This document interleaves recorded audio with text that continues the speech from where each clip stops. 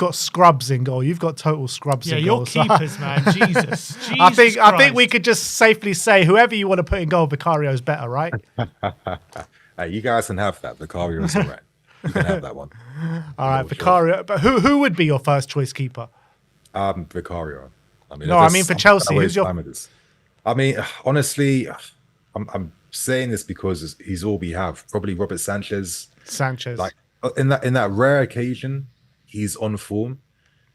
I can see why there was hopes that he could maybe turn it around.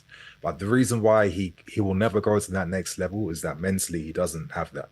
Like whenever shots aren't being like when he's not being peppered by shots and he's like not in the game for like 10-15 minutes, that's the mark of a top keeper, right? Like, is your head still in the game? Are you still concentrating? And sadly for him, the focus, the attention to detail, it's not there. I know Chelsea are obsessed with signing players from Brighton, but doesn't mean you have to make their backup keeper your number one. You know what I mean? Should have just kept Kepa. You know what I mean? Should have kept Kepa. I know. Yeah, what is the difference? Real talk, like none. All right, Vicario in goal. Right back is going to be an interesting one. Pedro Porro against Reece James. Who are you putting in? You guys be honest. You know who I'm going to say, but I want to hear what you guys have to say. Depends. Does he have a hamstring? Depends. Say or not? No, does your guy have a hamstring or not? I'm not sure. Because my guy has 2 hamstrings. I don't know about your guy. Nah, come on, you guys. Let's be serious. Like, I want to hear you guys say it though. The thing is, I think when you're taking the whole player, I think Reece James is a better player than Pedro Porro defensively. In every aspect, Not right? in every aspect. No, definitely not. I think Pedro Porro does have qualities that are better than Reece James. Definitely. Like name one. His ball playing ability, his creative vision at times. You can't say, and Reece James doesn't have that. I'm not saying availability is the best ability, my friend. I'm not saying he doesn't. I'm not saying he doesn't. They both have it. Yeah. I'm not saying he doesn't have it. I think Pedro Porro. Porro's could be better than what he has. And I think from a defensive capability, Reece James is better than Pedro Porro. No doubt about it. Reece James, I know he looks like a bit of like a brick boulder, but this guy on the ball is absolutely unreal. Like his press resistance, how he uses his body to shield the ball, create openings, the way he passes inside of his boot, outside of his boot, loft the balls over the top. Like this, for me, he is the best right back I've ever seen play for us, without a doubt. The thing is, though, does he ever play for you? Yeah, of course. But it seems like this season, credit to Maresca, another sport positive for him. He's understood, I don't want to be like every other Chelsea manager that rushes back Reece James. Yeah, I get that. Too many guys under Tuchel were just playing with too much intensity that they broke down. Mount's still suffering for that. It's taken Reece James until this season now to find a bit of normality. But I don't want to get into that. But we're talking about Porro. Listen, I think Porro is a very good player, but I just think that Reece is maybe the superior player. Defending, goal scoring, creation, crossing, build up, all of that. I mean, he's like one of the genuine. I'd probably say he's probably our best player. I'd say he's the only guy that he's could your get best into player. any team. I mean it. Like he's the only guy I feel could get into any team in the world. Like you think he's more important than Palmer? I'm not saying more important. I'm saying as in like that's a player that can get into any team in the world. I think Reece James would get into Madrid's, Barca's, and he'd make any team better. I don't think Palmer goes to Madrid's and he can easily play for them, but he's not making them better. But Reece at City, Juve, Barca, PSG, any team, then he makes them better. The thing is, I'm a massive fan of Reece James. I've gone on record before the kind of latest injury spout saying that Reece James is better than Trent Alexander-Arnold. I mean, me and Sim have had a debate over that. But I'm just looking at, since then, he's just probably played like less than 10 games. And I said that about 2 years ago. The problem is that I think Reece James is a better player than Pedro Porro. But sometimes availability is the best quality and he's just never available. That's the problem. I mean, recently 2025 has been a very positive year for Reece. He's been available quite a lot. He's had to play in midfield more than I'm sure he expected to because of injuries and stuff like that.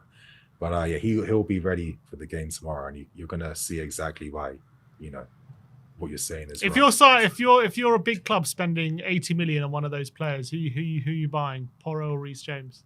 Come on, Reece James all day. You'd risk it on Reece James, even though he doesn't stay fit. All day. Nah. In my opinion, I feel Reece is coming out of these injuries now, to be honest. I think he suffered a bit. He had the surgery was the key thing for his hamstring.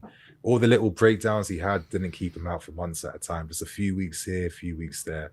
I think this season's about just conditioning and strengthening his body. And I think he's, All right, we'll put Reece James in. I do think he's the better player. Right centre back, we got Cuti Romero. Who you got? Oh, obviously it'd be Wesley Fofana. Yeah, that's a tight one. I think that's a tight. Is it a tight one? I think both players are quality players. I think Fofana's good. Maybe I think sometimes Chelsea fans are maybe over-exaggerate his qualities a little bit, especially like when you're out injured and you're thinking, when we were winning games, I remember Fofana was there. But he can be a bit like raw at times. And I've always felt with Fofana, he's missed like 3 years worth of football due to like crazy long-term injuries. And he's like 24. And I feel like he's 24, but maybe he plays like he's 21 still,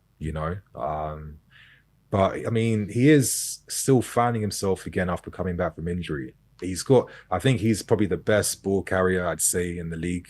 Like when he carries it from deep, this guy is. Have you seen Van de Ven do it? I know. He runs the whole pitch, mate. He runs the whole pitch. Okay. I said he's one of the best. One of the best. One of. Okay, that's one of. Top 5. There's a few good ball carriers. Howson as well. I'm getting a bit carried away. But I don't know if you said you wanted to have Romero there. You would take Romero in a heartbeat. Don't lie. I've also seen him get spun a bit by strikers. I see him lose out a bit physically sometimes. I've seen Fofana get spun. Yeah, exactly. This is what I mean. They both have it in them. Does Fofana have that kind of impact for Argentina that Romero has? If he played for Argentina, I don't think he would. Yeah, he's not even been able to play for France, really. I mean, with all the injuries and stuff, right? So it's not been ideal for him. I'll let you guys have Romero because I'm respectful and it's your channel. Respect. Is that why? It's not because he's actually a better player. It's because you're very respectful. I like to be respectful. Romero gets in for sure. Left centre back, Mickey Van de Ven against Colwell. Levi Colwell. Oh, come on. That's Mickey all day long. Mickey all day long. Outside of pace. But Colwell is like outside of passing, it's Van de Ven. Then we can both play that game. Colwell's like one of the best ball players in the league for sure. Like outside of passing, what's he got? He might be one of the best ball players in the league, but if I could ask you tomorrow, who would you want at left centre back, Mickey Van de Ven or Levi Colwell? You're saying Mickey Van de Ven every day of the week. Okay, well, what's your argument for Mickey Van de Ven? He's one of the best centre backs up and come. Potentially, this guy is 22 years old. The guy plays like 21, but yeah. He's younger than him, is he? Well, similar age, but I mean, like maybe they're 22 now. Levi Colwell, I've watched him play many times this season, and he's flattered to deceive on many occasions, in my opinion. Mickey Van de Ven rarely has a bad game. His pace is frightening. He's the fastest player in the league. He's unbelievable defender as well, and he contributes so well to the attack. Drives the ball forward. You're talking about ball carriers on like you said with the right hand side. I mean, Mickey Van de Ven is probably the best centre back ball carrier in the Premier League. The guy is a phenomenon, and we're so much better with him. And he's incredible. He really is incredible. It's such a hard one because obviously I rate him as well. He did like really good things in Germany as well. Obviously. The argument against Colwell is maybe form at certain parts, which is normal. Defenders this age, no one's world class. It doesn't work like that. But I do feel that because of our bad form, maybe some guys can become scapegoats unfairly, and like the qualities that these guys bring get forgotten about quite a bit. Like Colwell, the line breakers, his ability to link the attack with his passing. I think, even though he's still growing, there's still really strong aspects to his game. I actually thought Colwell I thought he was better for Brighton than he has been for Chelsea. I agree. But this is the weird thing, right? Because it comes down to how the manager uses him. Like obviously, De Zerbi was like, "You're going to be the guy that's going to fire Matoma. I want you to play more long balls, right?" At Chelsea under Pochettino, he played at left back a bit, then in the middle. This season, he plays in the base of like this makeshift back three where he kickstarts the attacks, right? And listen, statistically, I think he's like up there like top three in terms of like most passes played out from the back and aggressive passes and that.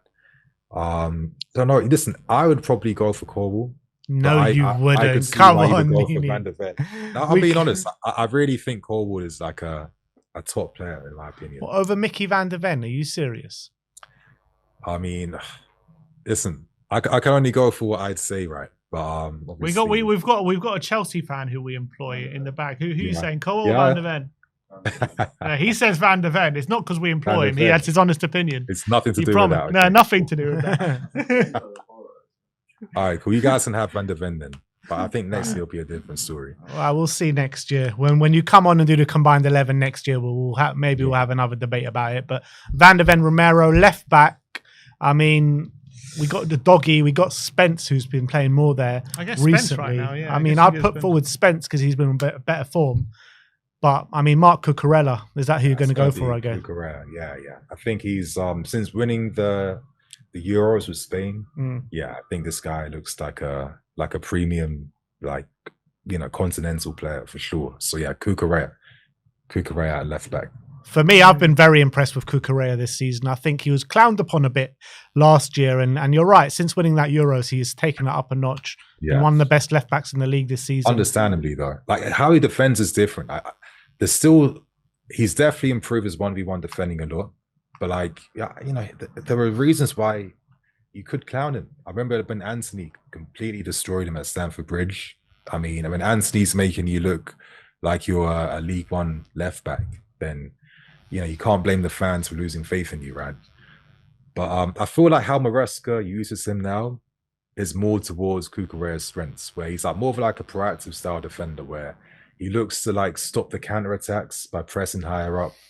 He's allowed a lot of license to invert, you know, play in like the pockets, overlap, and it really shows like his high level defensive reading of the game, because yeah, he smells the blood before it's even there, and he's like, you know, shutting out all these fires basically. So it's been I don't know, being a fan, it makes you realize you don't know everything about these players, like, until maybe the manager uses you in the best way. And then you can really understand, this is what you weren't able to do last season because those possibilities didn't exist. Yeah. I feel like if Jed Spence was showing the form that he's been on in the last 2 months all season, then maybe there'd be more of a conversation here. But I do think Cucurella probably gets in. I think so. Yeah, I agree. Yeah, so a back five of Vicario in goal, centre backs Romero, Van de Ven, left back Cucurella, right back Reece James. Moving on to the number 6. I mean, this is probably the easiest one. Caicedo versus Bentancur. Caicedo against Bentancur. Yeah. I think this has been one of the easiest ones on the picks. Obviously, Bentancur gets in, right? It's funny. Hey, I feel for this guy with the injuries and stuff, but yeah, obviously Moises is. I think it's probably like you could argue his best season in English football that he's playing right now for us. He's really grown a lot from last season. I think the pressure of the price tag he was signed under really weighed under him. Still finding himself. There was a lot of these like immature mistakes in this game, non-stop silly fouls, putting the team under pressure, not winning those key duels, and he looks like a completely different player. And I think the great thing about Moises too is not just his ability to break up the play, but it's also how he kickstarts it as well. I think this is a very technically proficient player. Play it long, play it short, can carry and drive when he has to, but how he plays the pass at the right angle, you know, like always playing it to feet at the right angle so the receiver can turn and take it forward. Always playing these lovely like reverse balls. I mean, I feel like there's even more that can come from him. And I think a player that I would love him to model this game on even more would be like a Michael Essien. You know, can Moises add that little cannonball shot to his game to go to like a different level, you know? I think Rodri's showing you what the highest bar can look like, right? In terms of how you can really affect the game for your team. I think Moises has that type of ability in his locker. So yeah, Really impressive. Look, that's a simple one. Caicedo gets in the 6. He's after Rodri, I think he's the best 6 in the league, in my opinion. Moving on to number 8, I would say Enzo against. I mean, I guess could even go Kulusevski, but he's not fit. Kulusevski. He's not fit, so we'll say fit. This one's a weird one because you could even argue you could play Cole Palmer there just for the sake of this lineup, right? Who would you play in the 10 then if Cole Palmer's in the 8? But we're doing, is it 4-3-3 or 4-2-3-1? What are we doing? Well, yeah, let's say, I guess an 8 and a 10. Let's go 4-2-3-1. 4-2-3-1. Okay, cool. Well, obviously. So Enzo against his team. Enzo against Bergvall or Sarr. I mean, Enzo gets into that. Enzo. I mean, I need to say Enzo has not been given enough credit. I think it's been his best season in English football so far. I agree. For sure. And I just think sometimes if we had little things like a striker, maybe like a left winger, I think Enzo's look even better than when he has that better offensive quality around him. So my fear is if we don't get CL football, there's been plenty of rumors circulating around Atleti, but most importantly, Real Madrid showing interest.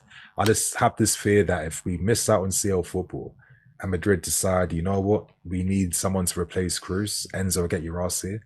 I wouldn't be surprised if he decided, adios. And I wouldn't be surprised if he goes to Atleti, man, with all the Argentinian Romero looking to go there as well. I think he might go there this summer. He will.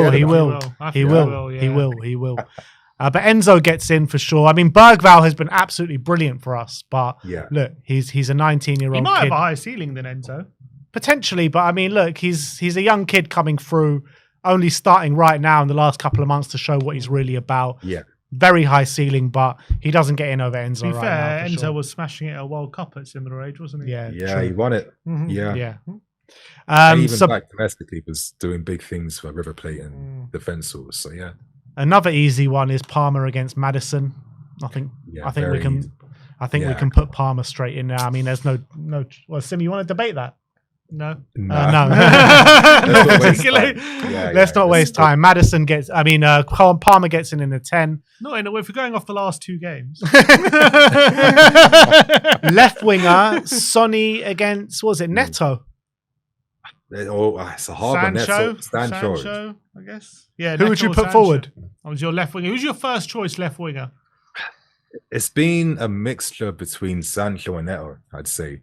It's kind of, I guess maybe in bigger games, Maresca's tended to go towards Sancho down the left side. Probably say Sancho then for the left. We're taking Sonny all day. Oh, Sonny over Sancho every single day of the week, man. I feel like, you're gonna have to probably do that. You're looking to pay to not sign him. That's what you're trying to do. You want to pay money to not sign him.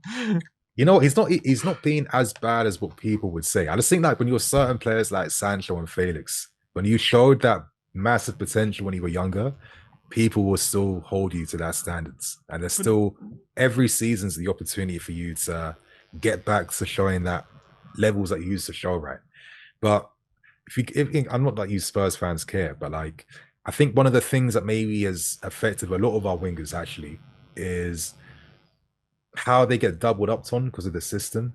I mean, most games it's 2v1, and it's like Sancho is not someone that's going to beat a man for pace. Sometimes you got to do that in the Prem. He's like, I use my feet to get past my man, and he needs a lot of like freedom to roam inside and out. Like when he did his best stuff at Dortmund, when he was showing that world-class potential, he had a lot of freedom to just like roam inside because Guerrero would then play wide then, you know what I mean? And since he's come to this country, like I don't get it, but not one club has really ever tried to use him in that same manner. So I don't know, but yeah, obviously for this one, you guys. Sonny is one of the best left wingers this Premier League has ever seen. So how mad is this? Son has more goal contributions in the Premier League than Sancho and Neto combined. Wow. I mean, it's not a surprise, really. Not really. Yeah, but it's still a great stat that we had to read out. I get it, but he's been here for like since day one, right? And obviously, Neto's best numbers came last season for the first time. You know what I mean? Yeah. And I'm saying this season. Yeah, this season for sure. Yeah. It's not a contest, though. Right wing. I mean, Brennan Johnson. I guess, against Madueke. I mean, Brennan Johnson's probably got more goal contributions than Madueke this season. Madueke's gone off the boil, man. Is that not, he has gone off the boil quite a lot. Who, Johnson or not? No, Madueke. Well, they both gone off the boil, off the boil, I don't know. I mean, Noni isn't off the boil like maybe Neto's and Sancho's, where like maybe like for 3-4 games you ain't seen him. Noni, a lot of times it's just one game and then boom, he's like, then he's back then. But yeah, for sure, it's Noni Madueke. It's not just, you can't just like use goals and assists for every type of player to compare them. But like Noni, I think is one of the most consistent 1v1 threats in the league. Like, really? Yeah, for sure. When I see him on that right flank for us, he doesn't get enough credit from Chelsea fans, but this guy is very reliable, like keeping the ball under pressure, getting past his man. When he has like when he has yards in front of him to really run at someone, guys are getting pushed to the floor. Gavardio's getting spun. A few of these guys I've seen get spun. Like he's there's more to come from him, 100%. But he's also a bit of like an unknown prospect in the sense that people don't clock that he's better than he is. So don't let him have Noni in this team. Don't let him have Noni in this team. Nah, well, the thing is, can Noni tap it in from the back post though? Well, yeah, he's done that. Has he? I haven't seen him. He doesn't tap. He only scores worldies. He doesn't tap it in. Yeah, not consistently, but we don't play. Sometimes we don't play that football offensively like recently, where most of the guys get opportunities at the back post. To be honest with you, but in some, I'd say he's our best winger this season for sure. And there's a reason why Maresca said without Noni, Nico, and Palmer playing together, we look a bit different. Aren't there rumours you wanted to sell him though? Are there rumours? I mean, very small ones, but I feel like certain players like him, unless the money is you can't say no to, then I don't think there's any plans to get rid of him. Oh, well, you know what? You can have Noni over Brennan. I think quality-wise, thank you. It's a weird thing. Yeah? Quality-wise, I think Noni's definitely a better player. But in terms of just how effective they are in the final third, I don't know. I think there is a case for Johnson, but Noni plays like more of like a winger. Johnson's like more of a wide forward, right? Wide forward, yeah. So he kind of gets in the box a bit more. I think Johnson might be a better finisher actually, but I do think Noni, Johnson has his games where he's just completely anonymous, doing nothing, and Noni always seems to be involved, and I do like that in a winger.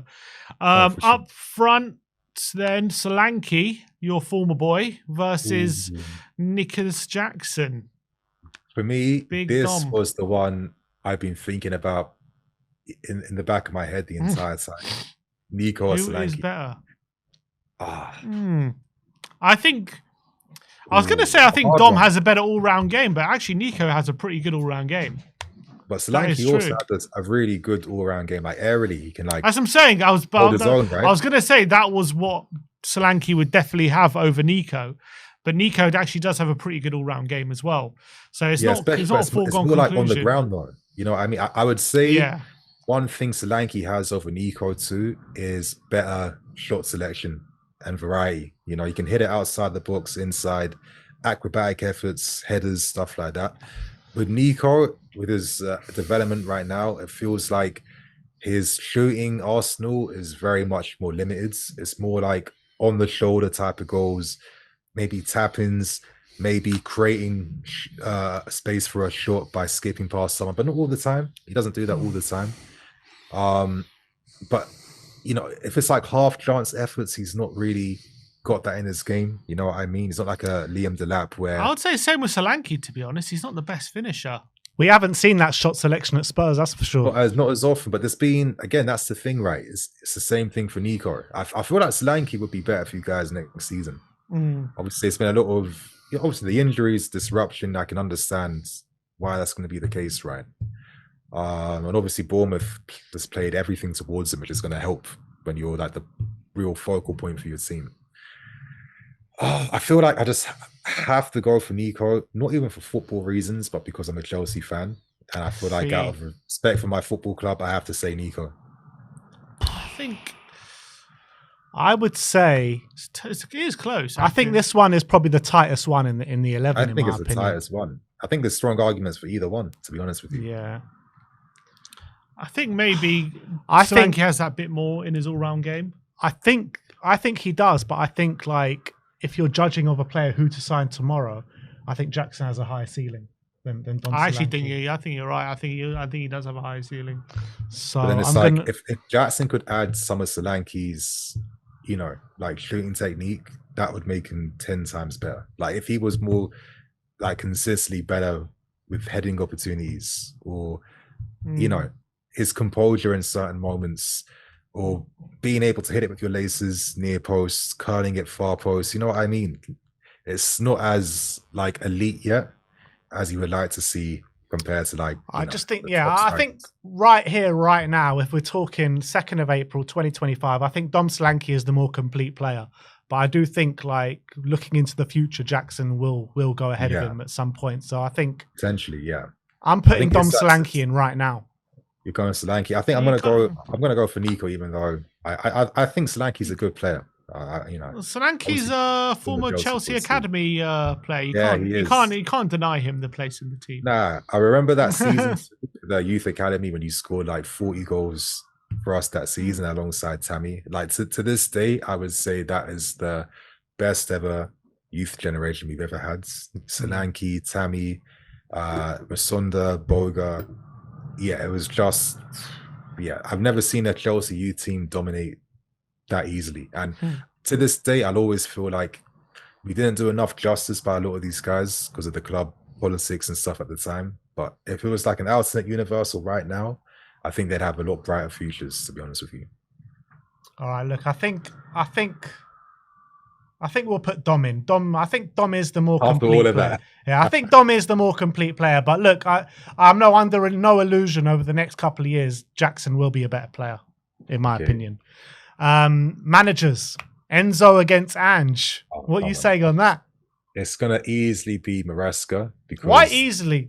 Easily, because I'll tell you exactly why, my friends. For me, it's simply that Maresca knows how to tweak and adapt more. Now, I know people use a runner form against us, but as I was trying to explain, it's a lot more contextual and a lot more complicated than just looking at results and making up your own opinion. But based on the best stuff we did, there was always these tactical tweaks and surprises. Sometimes Palmer was on the right, other times on the left.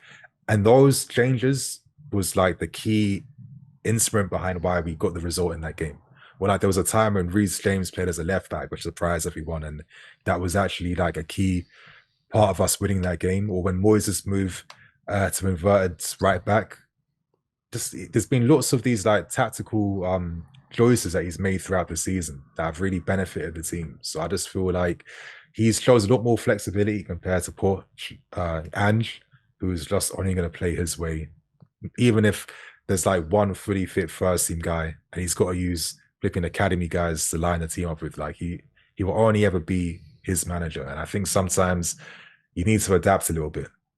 You know what? I want to sit here and try figure out some ways for Ange Postecoglou, but I've been a massive critic of his, to be honest. So I'm going to leave that to Sim.